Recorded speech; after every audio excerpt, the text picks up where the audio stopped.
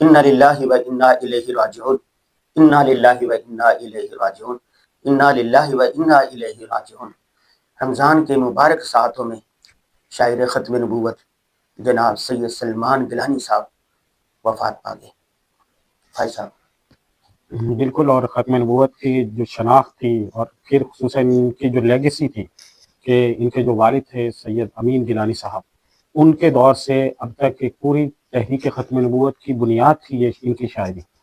اور انہوں نے جو سید سلمان گیلانی صاحب کا دوسرا بڑا وصف تھا، انہوں نے اپنی شاعری کے ساتھ جو کالجز، یونیورسٹیز اور نئی نسل کے نوجوانوں کو جوڑا ہے، ان کو دین کے قریب کیا ہے۔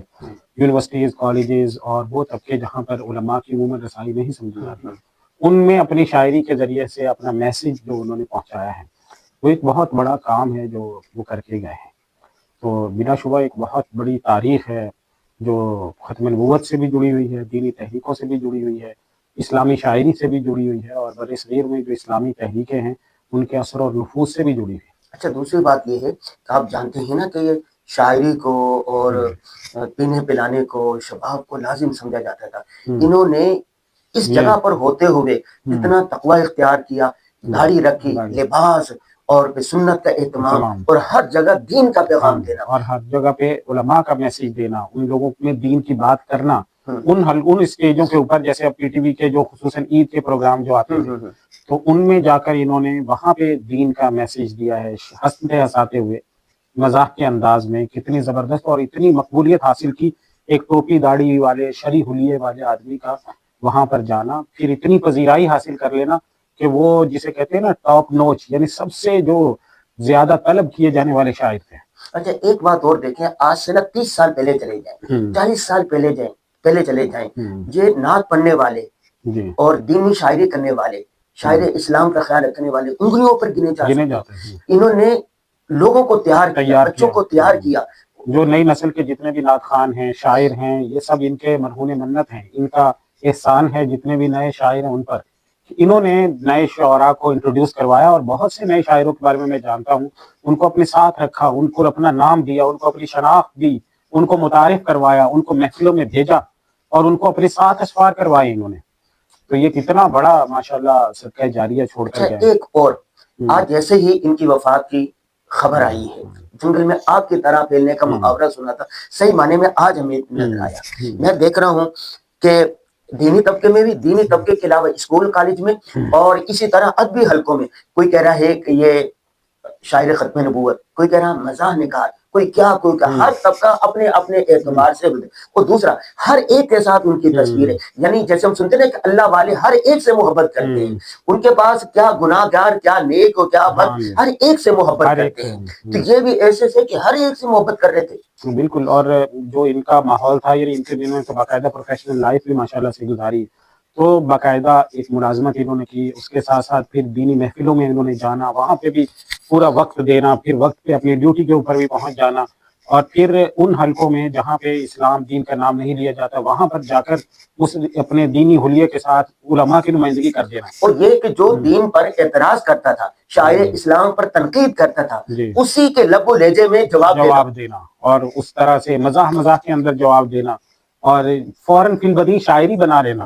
اور اتنی شاعری کے مجموعے ہیں جو ماشاءاللہ انہوں نے چھوڑے ہیں، اور ماشاءاللہ ان کی یاد تازہ کرتے رہیں گے۔ اچھا، دوسری بات یہ کہ بعض لوگ ہوتے ہیں نا کہ صرف علماء میں مقبول ہوتے ہیں، دینی مدارس میں، بعض ایسے تھے اسکول کالج میں مقبول ہوتے ہیں، اور یہ ایسے تھے جو ہر طبقے میں مقبول تھے، ہر جگہ سنے جاتے تھے۔ اور دیکھیں ختم نبوت کا جو پلیٹ فارم ہے، وہ پلیٹ فارم اتنا بڑا ہے، اس میں تمام سیاسی پارٹیاں آتی ہیں، تمام حلقے آ جاتے ہیں، پاکستان میں جتنے مذہبی تحریکیں ہیں وہ سب اس میں آتی ہیں، تمام سیاسی جماعتیں اس میں آتی ہیں، تمام مدارس اس کے اندر آ جاتے ہیں، کالج یونیورسٹیز کے لوگ آتے ہیں۔ تو ختم نبوت کا جو پلیٹ فارم ہے وہ تو بالکل نیوٹرل ہے نا، اور وہاں پہ انہوں نے جو اس پلیٹ فارم کو جس طرح سے استعمال کیا دین کے میسج کے لیے، پیغام کے لیے، اور حال ہی میں جو ان کے خصوصاً آخری دنوں میں جو انہوں نے واقعہ بھی سنایا، جب ان کا بائی پاس ہوا ہے دل کا، تو اس حضرت استاد صاحب دامت برکاتہ نے بھی اس میسج کو ہمارے ہاں بھی نقل کیا ہے۔ وہ واقعہ یہ تھا کہ انہوں نے جب ان کا بائی پاس ہوا تو ان کو عالم ارواح میں ایسے لگا کہ شاید ان کی روح جو ہے وہ عالم بالا میں چلی گئی، اور اللہ تعالیٰ نے جو عالم ارواح کے مکاشفات ہیں وہ چیز منظر ان کے سامنے کھول دیا۔ اور یہ پھر جب وہاں پر گئے تو انہوں نے دیکھا کہ وہاں پہ جہاں بڑے بڑے تحریک ختم نبوت کے بزرگ تھے، جیسے سید عطاء شاہ بخاری, حضرت بنوئی رحمۃ اللہ علیہ اور دوسرے حضرات, تو ان میں جو ہیں وہ بھٹو صاحب بھی مرحوم وہاں پر موجود ہیں, ذوالفقار علی بھٹو صاحب. تو انہوں نے بڑی حیرت ہوئی کہ بھئی بھٹو صاحب آپ علماء کے ساتھ یہاں پر کہاں؟ تو انہوں نے کہا کہ وہ جو میں نے سن 73 میں تحفظ ختم نبوت کے آرڈیننس پاکستان میں قانون منظور کیا تھا,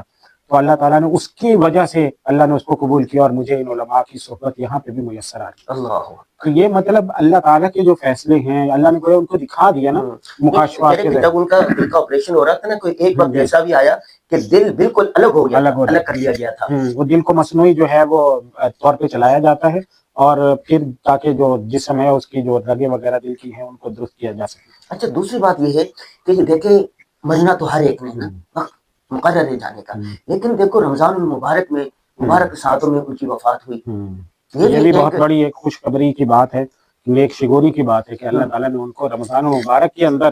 یعنی کب سے ان کا آپریشن ہوا ہے, اور انہوں نے کئی دفعہ پوسٹ بھی کی ہے کہ میری طبیعت خراب ہو رہی ہے, مجھے بخار ہو رہا ہے, کچھ دن پہلے ابھی بھی پوسٹ انہوں نے کی, اس سے پہلے بھی ان کی پوسٹ آئی ہیں کہ میری طبیعت ابھی سنبھل نہیں رہی ہے. تو اللہ تعالیٰ نے دیکھیں کہ عین رمضان مبارک شروع ہوا ہے اور آغاز میں ہی اللہ تعالیٰ نے انہیں اپنے پاس بلا لیا. تو کتنی اچھی رمضان المبارک کی موت اللہ تعالیٰ نے ان کو نصیب فرمائی. اچھا, دو باتیں نا بڑی اہم ہیں. پہلی بات یہ ہے کہ سید سلمان گیلانی کی زندگی سے نئی جنریشن کو, نئے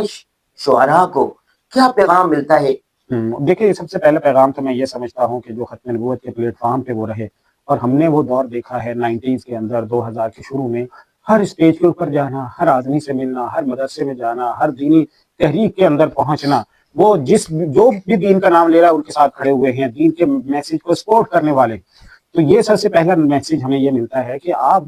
دین کو سپورٹ کریں, کسی بھی تنگ نظری کا شکار ہوئے بغیر, وسعت قلبی کے ساتھ, پورے دل کی خوشی کے ساتھ آپ مختلف پلیٹ فارمز کے اوپر جائیں اور وہاں پر جا کر دین کا پیغام دیں. دوسرا بڑا میسیج یہ بھی ملتا ہے کہ یہ جو شاعری ہے,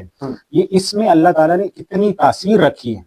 یہ جو شعراء قرآن مجید میں بھی جس کا ذکر کیا ہے کہ یعنی شاعری جو ہے پرانے اگر دور میں آپ دیکھ لیں, ارسطو, سقراط, افلاطون کے دور میں شعراء پہ پابندی لگائی جاتی تھی کہ یہ جادوگر ہیں کہ لفظوں سے لوگوں کے دل اپنے گھیرے میں لے لیتے ہیں. اور ہر دور میں حضور صلی اللہ علیہ وسلم نے یہاں تک فرمایا کہ ان بن البیان لسحر, کہ یہ جو بعض گفتگویں ایسی ہوتی ہیں جن میں جادو ہوتا ہے. حضور نے اپنے شاعر رکھے ہوئے تھے کہ ان جو قریش مکہ ہیں, مشرکین مکہ ہیں, ان کی حجب بیان کرو, جبریل تمہارے ساتھ ہیں اور رسول اللہ تمہارے ساتھ ہیں. حضور صلی اللہ علیہ وسلم نے شاعروں کی یہ حوصلہ افزائی کی. حضرت حسان ابن ثابت ہیں اور دوسرے بعض حضرت بن مالک رضی اللہ تعالیٰ عنہ وغیرہ. وہ مزاحیہ شاعری بھی کرتے تھے. آتا ہے کہ ایک مرتبہ حسان بن ثابت رضی اللہ تعالیٰ عنہ کوئی شعر کہہ رہے تھے, آپ صلی اللہ علیہ وسلم اتنے مسکرائے تو یہ یوں مطلب ٹوپی گرنے کے قریب ہو گئی تھی. تو اسی طرح یعنی شاعری کے ذریعے سے میسیج دینا اور دین کا پیغام دینا, یہ بھی انہوں نے اتنا زبردست اور مؤثر انداز میں استعمال کیا ہے اور کر کے دکھایا ہے, ہر اسٹیج پر کر کے دکھایا, اور سب مطلب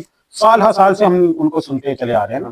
تو یہ بھی پیغام ملتا ہے کہ جیسے کہتے ہیں نا کہ آدمی گرے تو گرے, جھنڈا نہ گرے. ابھی جو نئی جنریشن ہے اس میں جو شاعر ہیں, نعت گو ہیں, ان کو چاہیے کہ ان کا مشن آگے لے کے چلیں. جی بالکل اسی طرح کہ ان کا مشن آگے لے کر چلیں, ان کے پیغام کو اور شاعری کو اس لیول پر, یعنی سٹینڈرڈ جو معیار تھا اس کو انہوں نے جو مینٹین رکھا ہے, اس معیار کو نہ گرنے دیں. اچھا, آخری بات یہ ہے, ہمارے بہت سارے قارئین کو یہ پتہ نہیں ہے, جیسے ان کی وفات ہو گئی یا اور لوگوں کی وفات ہو جاتی ہے, تو ان کے لیے ہم لوگ کیا کر سکتے ہیں؟ کہتے ہیں نا دعائے مغفرت کریں, ایصال ثواب کریں, کہ اس کا مصنون طریقہ کیا ہے؟ کس طرح ہر کوئی بیٹھے ہوئے دعائے مغفرت کر سکتا ہے, ایصال ثواب کر سکتا ہے؟ دیکھیں, مرحومین جتنے بھی ہیں ان کے لیے ایصال ثواب کا کئی طریقے ہیں. سب سے پہلے تو یہ کہ آپ ان کے لیے سورہ فاتحہ پڑھیں اور اس کے ساتھ سورہ اخلاص 3 دفعہ پڑھ لیں. یہ بھی ہے کہ آپ ان کے لیے ایصال ثواب کر دیں. اچھا, یہ جو کہتے ہیں نا دعائے مغفرت کریں, دعائے مغفرت کیا ہے؟ اللہ مغفر ہو, اللہ ان کو معاف فرما دے. اور اردو میں ہم کہنا چاہیں کہ اللہ ان کی مغفرت فرمائے, ان کے درجات بلند فرمائے, اللہ تعالیٰ ان کو جنت الفردوس کا حقدار بنائے, اللہ تعالیٰ ان کی آخرت کی ساری منزلیں آسان فرمائے. اس طرح کے جتنے بھی کلمات, اور دوسرا قرآن پڑھ کر, کوئی آیات پڑھ کر اور اس کی روح کو بخش دیا جائے. ہاں, کوئی بھی نیک کام ہے, جیسے آپ نے کہا کہ بھئی آج میں نے جتنے بھی نفل پڑھے ہیں, جتنی تلاوت کی ہے, اللہ تعالیٰ اس کا ثواب ان تک پہنچائے. تو تیسرا ہے کہ ان کی طرف سے صدقہ خیرات کر دے اور کہے کہ اللہ تعالیٰ اس کا ثواب ان کی روح کو پہنچا دے.